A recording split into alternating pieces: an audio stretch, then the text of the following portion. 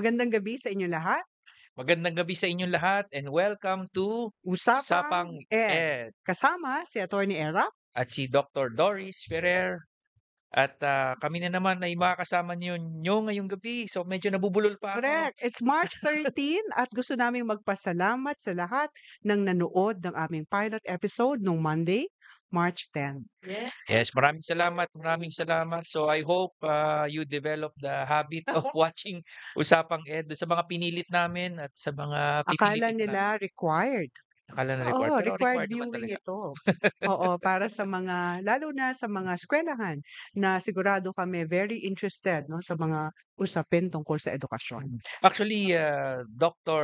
D, marami akong feedbacks na na-receive, no, nung after the first episode. Ano sila, maraming mga suggestions na gusto nila na pag-usapan natin.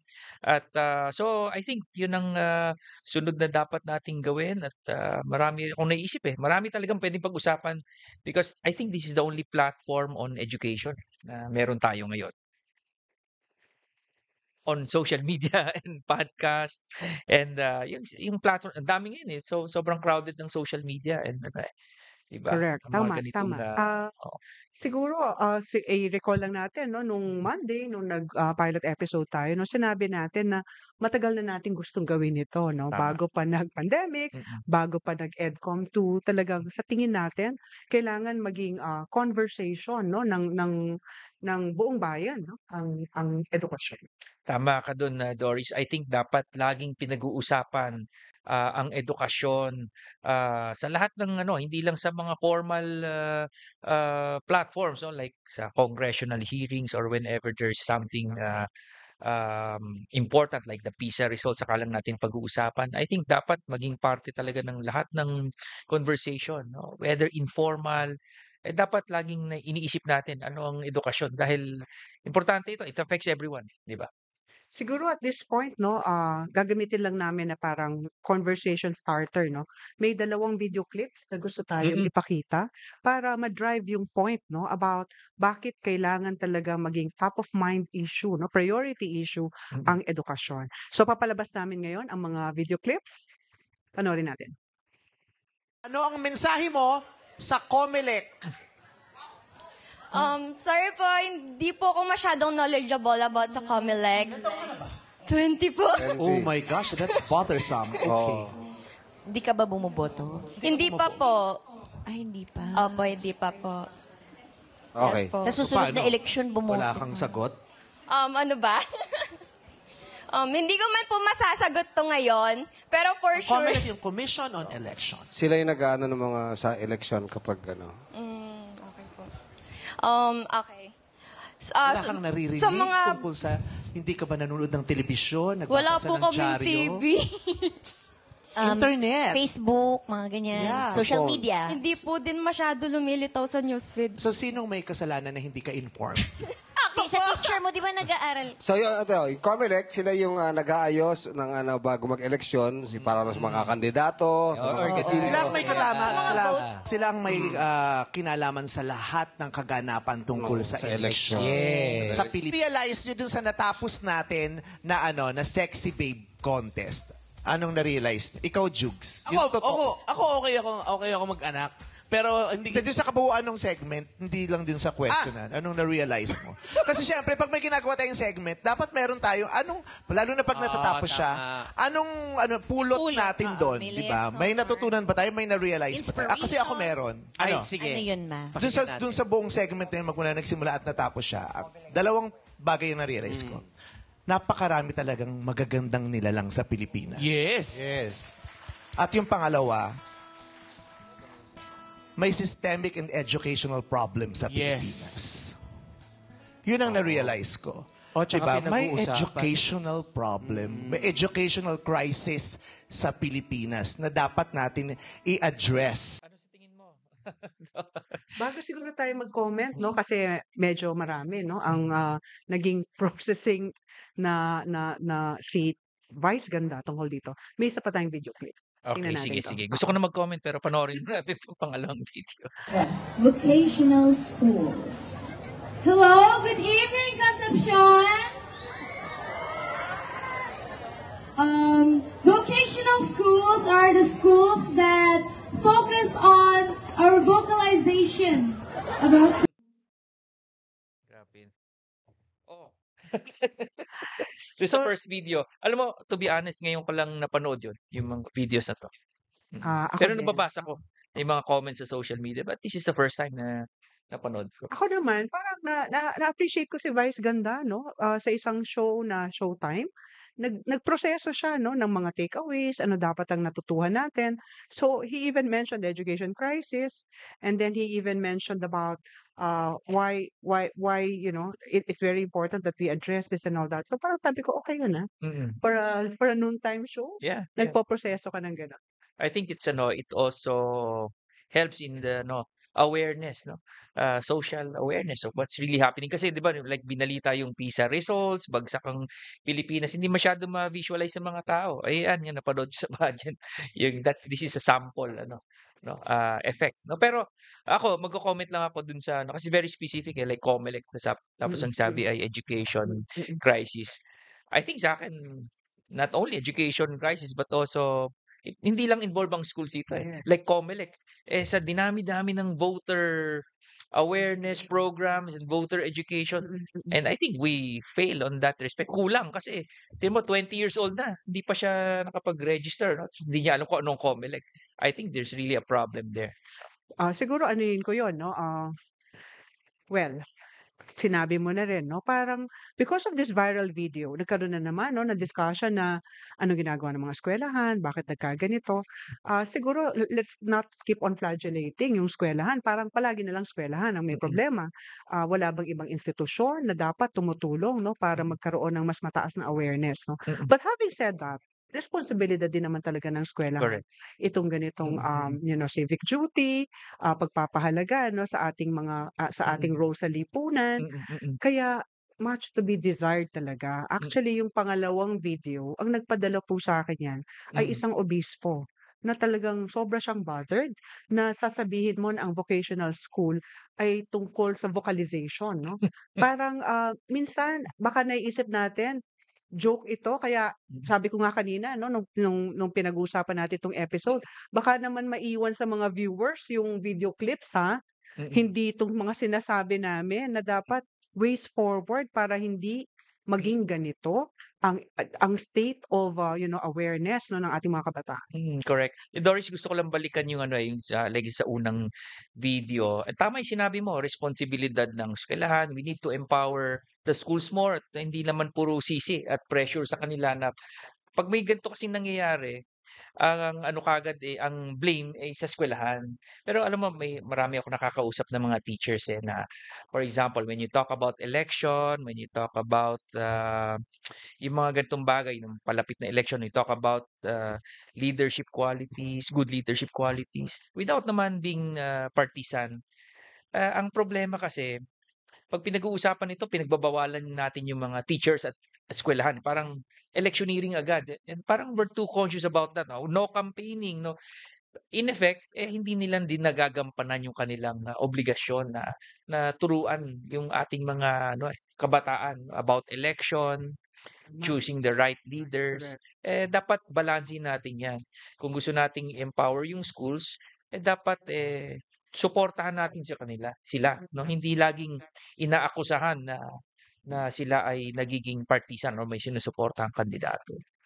Maganda yung point mo, no? Kasi nung nagtuturo ako, no, matagal akong naging teacher, palaging ang konteksto ng science and technology ay yung impact to society, no? So palaging may ganon. In other words, kapag merong mga issue sa society, dapat dinidiscuss sa classroom. Tama. At ine-empower yung teachers or hindi natatakot, no, na pag-usapan ang mga ganitong bagay.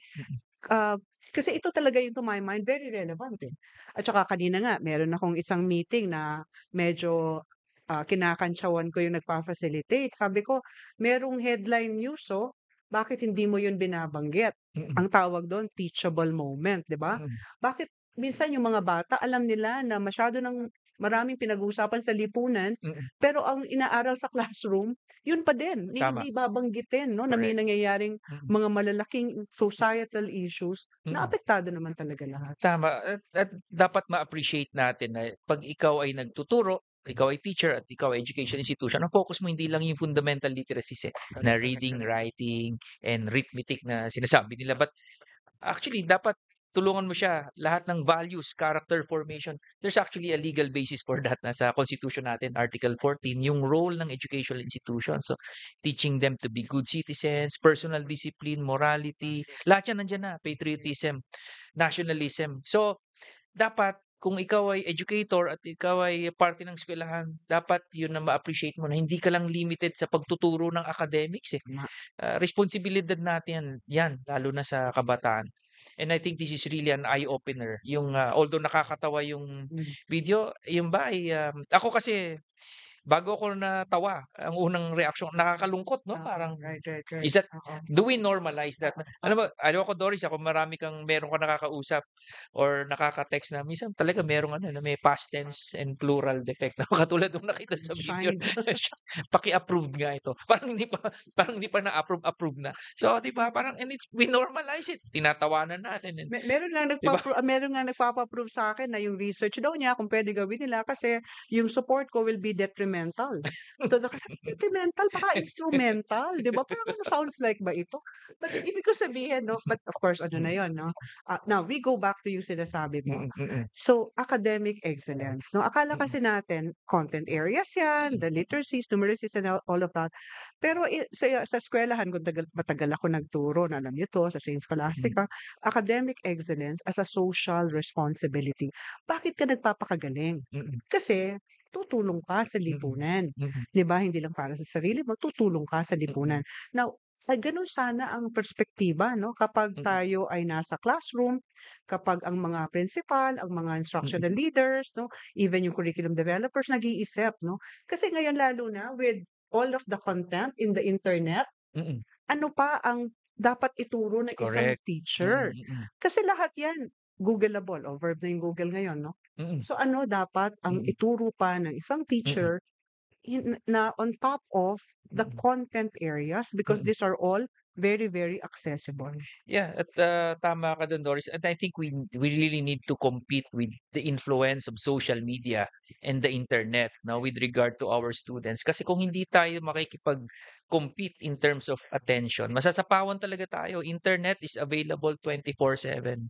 Ang unang pinupuntahan ay Google, sabi mo nga. Kung ang role ng isang teacher at ng eskwelahan ay natatapos pag dismissal na, wala talaga, mauunahan tayo ng internet. Hindi naman lahat ng nasa internet ay tama, no? Fake news, tapos hindi naman verified information. So, talagang dapat talaga makipag-compete tayo in terms of attention para sa ating mga estudyante. And another thing, Doris, alam mo yung napanood natin, baka hindi nga yun ang problema. It's just a tip of the iceberg. Di ba yung napakalaking pang problema at napakarami pang mga dapat solusyonan na problema sa edukasyon. Ngayon, yan nakikita natin. Baga, hindi pa yan ang talagang problema. Oo. Oo. Alam naman natin, no, pareho tayo, no, na nag-a-attend ng mga meetings nito, ng EDCOM 2, na nagkakaroon ngayon ng pag-aaral, no, sa educational system ng Pilipinas. 3 taon na pag-aaral ito at ine-expect natin na at the end of this year, ilalabas yung roadmap, no, for the next 10 years. Sa akin, very positive, no, yung ganong klaseng pag-aaral kasi aside from it being really data-based and of course evidence-based, maglalabas pa rin tayo ng roadmap. In other words, ito kasi napakadali eh. Sabihin ko lahat ng problema sa'yo, madali yun. Pero sabihin ko yung solution sa'yo, medyo mahirap. Kung paano i-formulate ang solution. Ang pinakamahirap sa lahat is mag-implement. Correct. Diba? At hindi lang yun, Doris, talagang it's a moving target kasi. Like, it's a 3-year. Yung EDCOM, meron silang 3-year lifespan to look at the education system. Pero noon pa man, sinabi ko na nung bagong enact pa lang yung batas na yan, creating the EDCOM, sabi ko, but how do we preserve the status quo? Kasi yung problema, kailangan, yan yung problemang sinusolusyonan natin. Dapat same problem pa rin in 3 years time na nagbigay tayo ng solusyon. Kung nagbabago, no, over the course of the 3-year period, napakahirap. It's a moving target. So ngayon, nakikita natin, dumadagdag yung problema, hindi pa tayo natatapos sa pagbibigay ng solusyon. So I think now, ang ideal is we pick the high impact solutions Kasi it's impossible for us to solve all of these issues eh. Pipiliin ng mabuti. And I think that's what we need to hear from our followers and our viewers. Ano bang pulso ng ating mga kababayan tungkol dito? And let's engage everyone. Hindi lang ang issue ng edukasyon ay hindi lamang po ito issue ng eleksyon. And I think we should use this time now to talk about education. Dahil, alam mo ba, Doris, I'd like to move on to this next topic na according to a survey, no, on bukod sa senatorial balls, yung mga kung sinong nasa top 12, etc. I think nagkaroon din ng survey. Ano ba yung mga gusto ng ating mga kababayan na ma-address ng ating mga incoming government officials, especially the senatorial balls? At lumabas doon, I think for the first time in a very long time, edukasyon ang number 1. Dati parang laging it's about jobs, health, pero ngayon maliwanag na edukasyon ang gustong ma-resolve ng ating mga kababayan. So, I think gusto nating tanungin din ng ating mga tagapanood, taga-subaybay, ano ba sa tingin ninyo ang dapat gawin ng ating mga incoming na senators sa pagresolba ng ating education crisis? Kasi nakakapagod na, no, ang pagsabi ng education crisis, no? Palagi na lang education crisis. Medyo mahaba-haba na yan, na I think even before say then, no, the elections in 2010, we already were talking about an education president because we Correct. were in a crisis and all that. Pero siguro, attorney, no, Era, kung isang gusto kong itanong, pagdating ng araw, mag-imbita tayo dito, no, sina Father Joel Tabora, sina Father Johnny Miranda, sina Dr. Esther Garcia, kailan ba talaga nag-umpisa yung decline in education, no? Kasi dati lagi kong naririnig ito, no, sa aking mga naging mga kasamahan noon sa isang NGO na mga nag-aral sila sa isang public school at napakaayos. Tama. So sabi ko, kailan ba talaga nag-umpisa yung decline? So isa yun, no, sana mapag-usapan natin. Pero tama ka, maganda, no, na education, equal access to education, mataas siya, no, in terms of sa preference ng mga botante sa mga senatorial balls na magiging advocacy nila to. Equal access to education. Ang concern ko lang dito is this. Minsan kasi parang nahihiwalay natin yung access sa quality. Parang, okay, yung mga bata nasa mga classrooms na, we have enough classrooms, enough seats, we have given out vouchers and all that. Pero yung kalidad, parang naiiwan siya, no? Yun ang hindi ko rin Kaya, maintindihan eh. so, hindi ba dapat access to quality education? Oo. Kasi kung access lang siya, wala siyang katuturan. Nung minsan narinig ko, hindi ko nababanggitin kung sino, pero dating government official na yun ang laging dialogue eh, na parang nakafocus tayo sa access and after now that we have done that, focus na tayo sa quality. Parang hindi ko maintindihan, ano ba yan? Alphabetical order ba yan? Access muna then quality. I don't think Then nung I don't narinig think ko it yan, makes sense sabi ko, now that we already have the seats, Mm. let's focus on quality. Totoo ba ito? So, ibig sabihin, binigyan mo lang ng access kahit anong klaseng edukasyon ng binigay mo. You're Kaya not- siguro yung isang ano dito, no, Oo. isang finding na medyo sumama ang loob, no, ng mga ibang mga education officials nung lumabas yung World Bank estimate, no, na 9 out of 10 of our grade 5 cannot read a simple text with understanding. And then learning poverty report, no, 91%, ganyan. So, ang naging assumptions kasi ng World Bank is yung mga yung mga school-age children na wala sa eskwelahan, hindi natututo. Assumption yon, okay? At yung nasa... Pero yung nasa loob ng Oo. eskwelahan, ang pinakamasakit, hindi pa rin natututo. Pero ang assumption ay... Hindi rin. Kaya nga 91%. In other words, even if you're out of school, then we can assume na you're not learning. But what is very painful about the report or the estimate is that you already are in school and yet you are not learning. Yun yung sinasabi natin na may seat, may access, pero kulang sa kalidad. At ang next report pa nila ay yung learning gap na 5.5 years. Na talagang ito, maraming nalalaglag sa upuan pag naririnig ito. Kasi like kung sinasabi, ang grade 10 nyo ba tunay na grade 10? Kasi kung may learning gap na 5.5, ang grade 10 ninyo, 4.5 lang. Tama. Yun ang level niya. Ang grade 6 ninyo ay 0.5, hindi pa grade 1, 'di ba? Kasi may gap na 5.5, no? So sabi na, eksaherado naman ang gap na 5.5.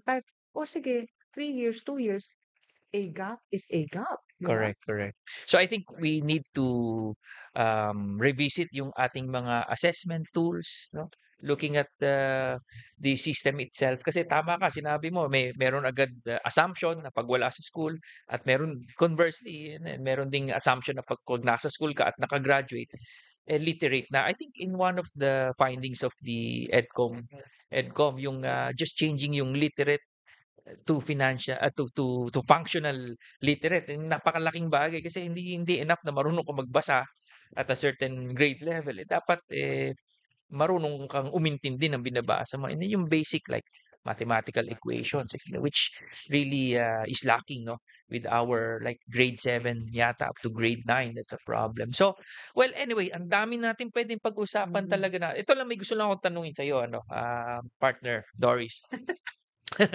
Na from a national kasi pagpili yung kumbaga diagnosis at yung solusyon na high impact, kasi it's impossible for us to resolve every little detail sa mga problems sa education. At from the national perspective, at the national level, sa tingin mo, anong personal mo na from like DepEd or CHED or TESDA at the national level, anong magandang gawin to have parang greater impact in resolving the education crisis? Dun sa trabaho natin, no, ngayon sa PAC, tapos yung maraming meetings natin, no, with DepEd at kahit sa EDCOM, marami namang interventions na naiisip natin na talagang magiging mabuti long term, no?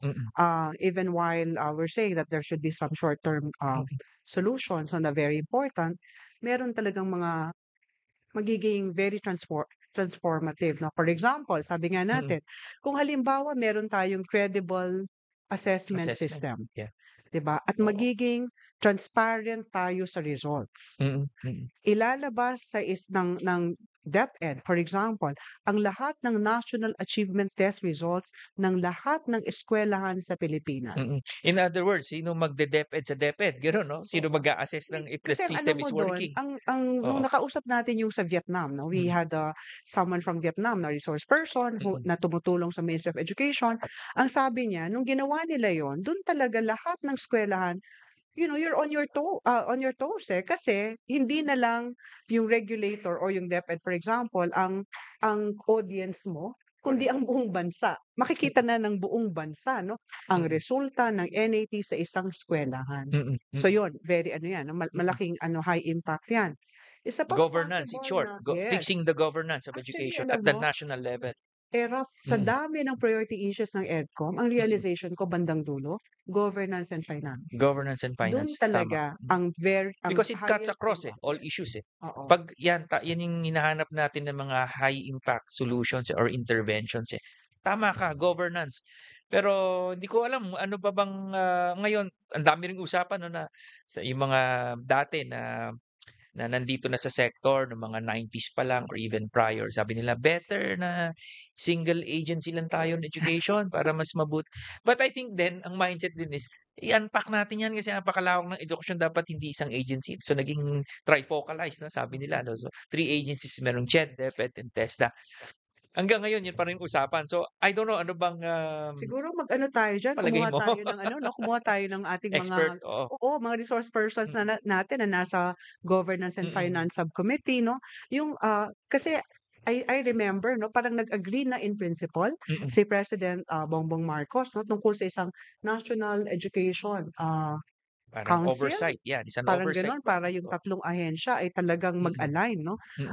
Hinihintay natin, no, kung anong magiging resulta nung ganong klaseng structure, which will definitely, no, hindi na tayo pwedeng bumalik sa isang single agency, no? Correct. Pero yung tatlo, kailangan talaga aligned. I Yeah. think yan ang objective nung pag-draw up ng EDCOM ngayon, ng 10-year roadmap. Yeah, malalim na usapan pa yan. I think we really need to invite someone Yes, really yes. siguro from DBM din, no? Yes, yes. And from the executive and Yes. minsan kasi it's a biased opinion yung mga na those who were already in the sector, education sector prior to the trifocalization. Syempre ang bias nila is single agency. Yung mga nag-pursue naman ng trifocalization, of course, they will say, let's stick to this. Pero napakalalim pa na usapan yan. And even the agencies now, hindi sila, they function almost at the same level, pero hindi sila magkakapantay. There's only one secretary, who is the Secretary of Education. No? Ang ating CHED is headed by a chairperson who is not a secretary. No? Yes. Hindi siya secretary level. Ang TESDA, by law, is only an undersecretary. Pero naging part ng cabinet or naging cabinet position and has been considered a secretary. So, yung mga ganyan pa lang Kasi at the end of the day, who calls the shots? Nung dinistribute natin yung trabaho, but at the end of the day, sino ang talagang alter ego ng president? To look at the three. So, yun ang dapat, governance is really very important. And finance, no? So, aside from fixing yung structure, ang madalas na nadidinig ko dati ay increased participation of the private sector. Pero Yan. siguro bago tayo, ginugol ko Okay. tuloy, no? Alam mo naman fan ako ni Albert Einstein, no? Mm, mm. We cannot solve our problems with the same thinking we used Same mindset. when we Oo, created them. correct. Kaya alam nyo, yung out-of-the-box thinking, Mm, in a sense, people keep on mouthing it, pero mm. hindi naman talaga ginagawa Correct. Kasi palaging babalik sila sa kung paano nila inisip yung mga Mm, solusyon sa mga nakikita nilang problema. mm. When in fact, it's that same thinking that Mm. brought us to that problem, no? Correct. Kaya Oo. yun yung medyo challenging yun. Pero ako lang, ang problema ko lang doon is this, at ito lagi natin sinasabi, tinuturuan natin ang mga estudyante natin ng creative thinking, out-of-the-box thinking, critical thinking, pero tinuturuan ba talaga natin sila? O naiiwan lang yun sa mga Mm. curriculum guides, no? Correct. Kasi baka kulang Mm. kulang ang pagtuturo sa ating mga estudyante ng Mm. critical thinking, creative thinking, Mm. processing of information Mm. so that they can mine it, no, for Mm. actual insights. Kasi matrabaho yun Correct. At Correct. saka, Mm. kung hindi nga naintindihan ng binabasa, paano naman tayo Mm. aabot, no, And I think sa teaching them thinking skills. And I think babalik na naman talaga dun sa access muna bago quality. That's really a very dangerous mindset na alam mo malalim yung kahulugan na yun yung sinasabi na ang effect nun actually is yung standards hindi tumataas kasi we're trying to pull it down within what is affordable. This may not be a popular opinion pero alam naman natin talaga na quality has a price, no? It requires investment ng government. It's something if you want to elevate quality, may cost talaga 'yan, no? Pero syempre sometimes it has become very politicized. Ang naging effect tuloy, hindi na tayo umangat kasi we're always pulling it down to what is free and what is accessible without really looking at quality. So I think finding that balance of accessible quality education is important. Para bang laging instead of educating people about quality, innovation, and the cost that it entails, laging ang usapan hanggang ngayon pa rin is about no tuition increase. Para bang, 'di ba? Pagka ganon, then quality education is something that we will never be able to afford. Not even the government will be stuck at this level. That's just my personal Oo. opinion. Several things, no? Mm. Dun sa kanina sinama, pero ito, i-explore Mm. pa natin, no? For example, quality education, there's a cost to that, okay? And then private institution, Mm. minsan they're overregulated, lalo na sa mga tuition fee increases, Mm. nila, when in fact, they have stakeholders who are their parents and their students Mm. who actually are willing to pay, no? As long as they know Yeah. that it goes to quality delivery program. So that's one. Pero yung second pa, na ito talagang nakikita ko na problema at medyo nalulungkot ako dito, no? Yung Mm. kanina, 'di ba, parang may sinabi yung isang co-host ni Vice Ganda. Mm. Sabi niya, ano yun, dapat daw hindi lang beauty, dapat may brains. Parang may gano'n na nag-comment, no? Sa isa sa mga co-host. Sa akin kasi parang minsan kasi merong nangyayari sa lipunan na smart shaming.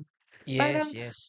huwag ka masyadong nagagaling-galingan diyan, Parang kasi parang hindi yata okay yung gano'n, na naging kailangan kailangan ano ka, 'di ba? Hindi in. Cool ka, Hindi oo, cool ka lang na ka lang, 'di ba, medyo ka lang, huwag kang chill ka lang, 'di ba?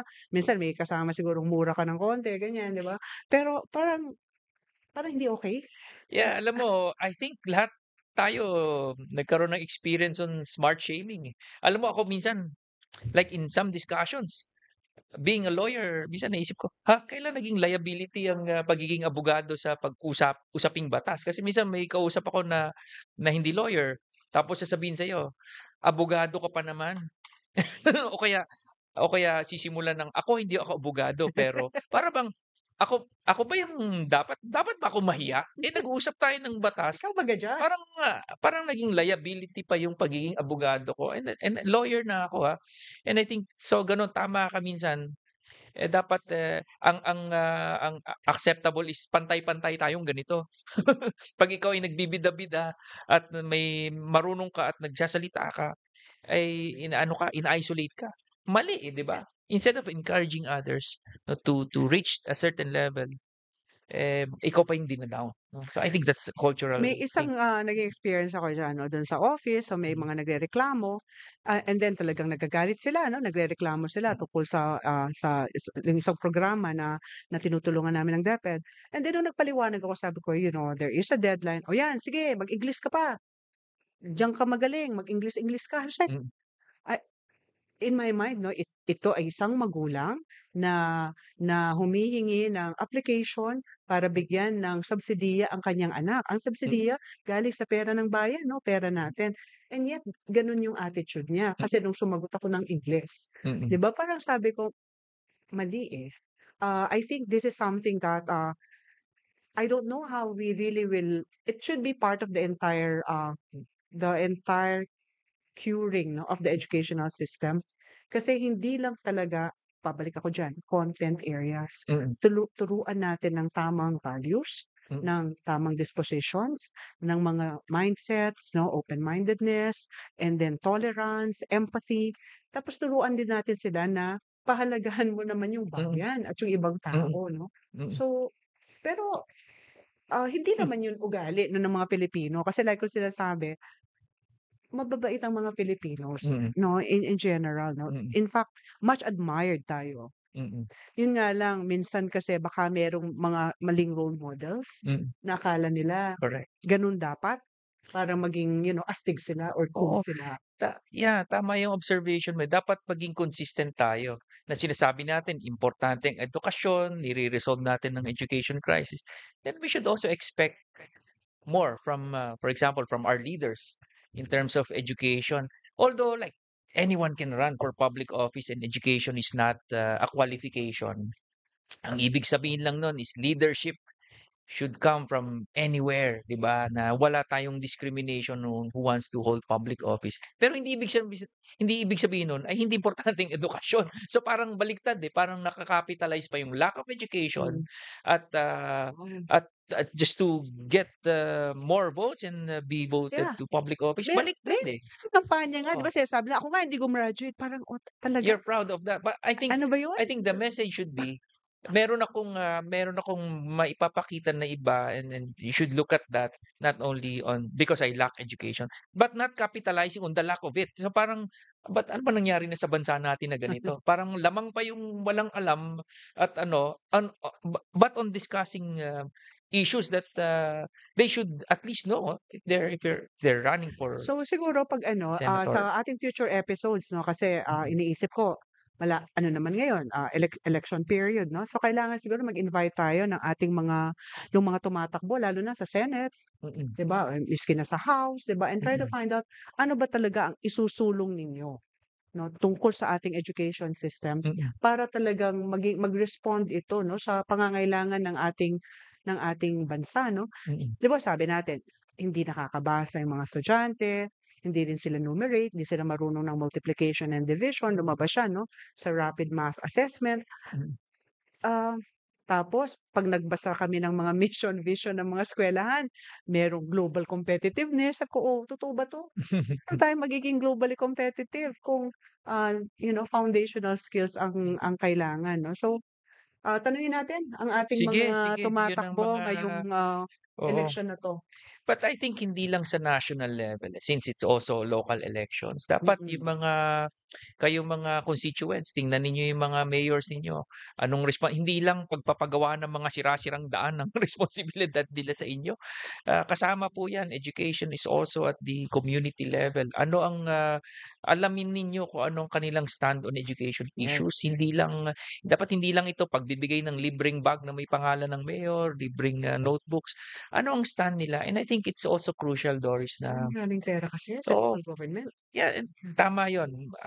At hindi lang 'yun, I think we should look at education beyond a commodity. Alam mo, para bang may binibili ka lang at pangangailangan ito. We should look at education beyond that. You're not actually buying or you're not just paying a slot or a seat in the school, but you're actually investing on your future. Dapat 'yun ang mindset natin as a community, parents, our government officials. But anyway, dadating ng eleksyon, I think yan ang pag-isipan ng ating mga kababayan. Tanungin natin sila kasi education is the number one issue now. Ano ang stand ninyo on education issues and how can you contribute in the resolution of the education crisis, 'di ba?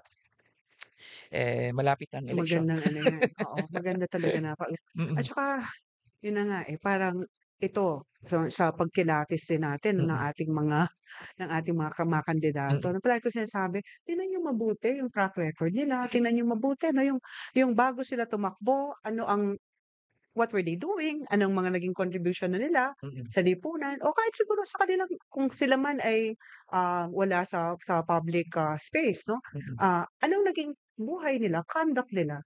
Kasi hindi pwedeng Mm.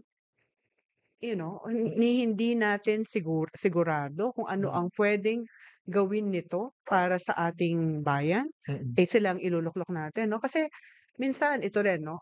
Nung teacher pa ako, very particular din kami rito, no? Parang lagi namin sinasabi, hindi TV show ang mga production sa eskwelahan. Mm.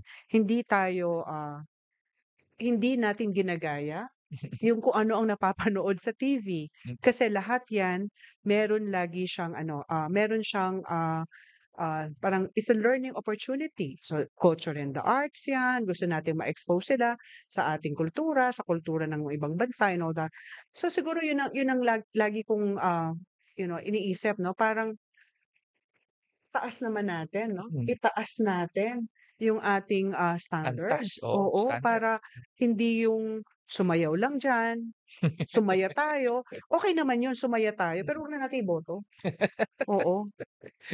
Tama. Voter education, babalik din naman doon. Voter education. And babalik din talaga ako doon. Kailangan lahat ng mga bagay na ito ay pinag-uusapan ngayong season ng election season. Huwag kayong yung mga kababayan natin, huwag kayong maging overly careful, no?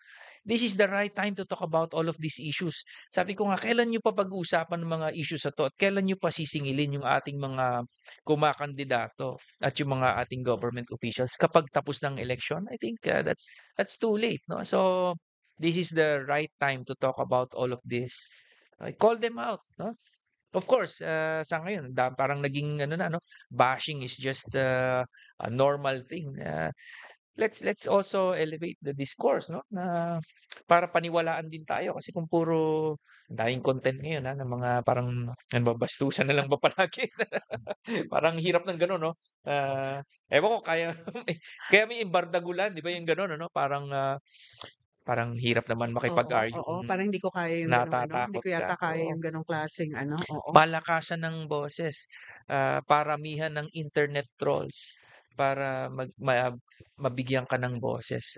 That's not a good thing. And I think that's why we're here occupying a small space in social media. At I think naman by doing this, very crowded na kasi ang digital space at social media. Ang dami ring hindi magandang content. At least when we try to do our best to provide good content, Yeah. Ako kasi it sa totoo lang, eliminates the naawa bad ko ones. sa ating mga kabataan. Mm. Na parang kung ganito yung magiging educational system natin at hindi sila makaka-compete, no? Paano sila, ang kanilang mga pamilya? Paano ang Pilipinas? Alam mo, dati, medyo mayabang ang Philippines, no, sa Southeast Asia. Ngayon, nilampasan na tayo ng Vietnam, no? Baka pagdating ng araw, Mm. ano Timor-Leste siguro baka mas angat pa tayo, 'di ba? Pero 'pag nilampasan tayo ng Timor-Leste, naawa talaga ako sa ating mga, learners 'no, dahil hindi natin maibigay ang nararapat na edukasyon sa kanila para talagang sila ay maging full potential, ma-empower, makapaglingkod sa ating bayan, and then Philippine society of course 'no, hindi naman natin lahat lagi na lang bang DepEd, CHED at TES lang may problema. Siguro elephant in the room is poverty. Hindi naman talaga mayaman ang Pilipinas o baka may hindi pumayag diyan. Baka feeling niyo mayaman tayo pero marami lang nabubulsa 'no, sa ating pera. Pero there are many other, sabi nga natin noon, 'di ba, parang education should be, parang whole of nation initiative 'no. Kasi hindi naman puwede yung 3 ahensya lang, yung DBM kailangan mag-allocate talaga ng budget, yung DICT bigyan niyo kami ng tamang connectivity, yung, mga LGUs tumulong kayo sa feeding. So, siguro dapat lahat kasi kung hindi, nakakaawa talaga. Totoo yan. Naawa talaga ako sa puwedeng mangyari Mm. sa ating bayan. Totoo yan. So I think that's really the key here. We're starting something new. And I think Parang High School Musical. we sustain if we sustain the conversation, I think we will be able to encourage more participation and views from the public. Sabi nga natin one of the siguro biggest step in resolving education is just continuing the discussion about this. Anong takeaway natin ngayon sa ating kwentuhan, Doris? Actually, naguluhan ako sa kwentuhan natin. Parang ang dami nating Ang dami nating sinabi. gustong Oo. pagkuwento.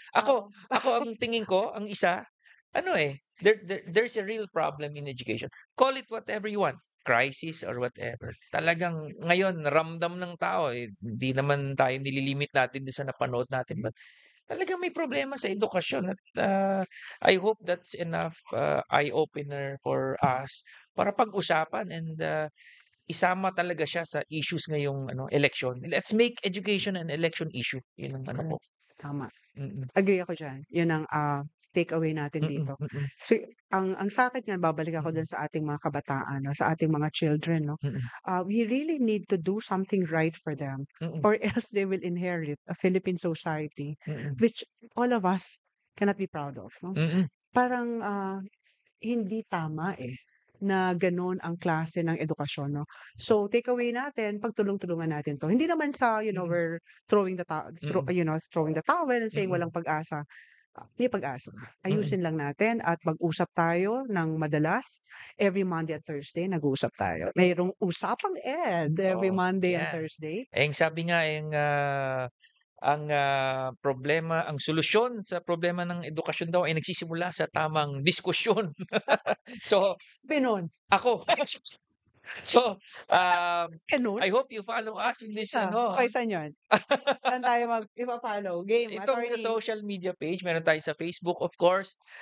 Kami rin po ay mapapanood sa YouTube at sa Spotify. Oh, wow. Pero dapat manood kayo at dapat marami pa tayong mapilit mapanood. Kasi pag Oo. konti Tsaka ang nanood, baka mag-stop agad. Yun, at saka parang, hindi naman po kami dalawa lamang palagi. So magi-guest po kami ng mga natin, mga kaibigan natin sa education sector, mga kaibigan, mga hindi masyadong kaibigan. Oo. Hindi masyadong kaibigan, Imbitahin natin sila para mapag-usapan 'no, ang issues 'no. Kasi, sayang, na hindi tayo sumasama sa conversations and discourse 'no, on education. So, sa mga nanonood, we encourage you to share this podcast and encourage others also to watch. So every tuwing kailan ba tayo? Every Mondays and Thursdays. Thursdays. So nag-umpisa tayo ng March 10 no. March So 10. today is March 13. So magkikita ulit tayo sa March 17, Monday. So, yay! Tama. Medyo nasasanay na ako, pero Oo, marunong naman ako ng dates. Naaral ko naman 'yun, oo. Pero 'yun, sige. Okay, maraming salamat at thank you, Doris. Yeah. It's always a pleasure to hear your thoughts. At again, we encourage everyone to comment, share us your thoughts on the Yes. discussion. Yes. Maraming salamat po Share and the podcast. share the podcast. See Oo. you next episode dito sa Usapang Usapang Ed. Ed.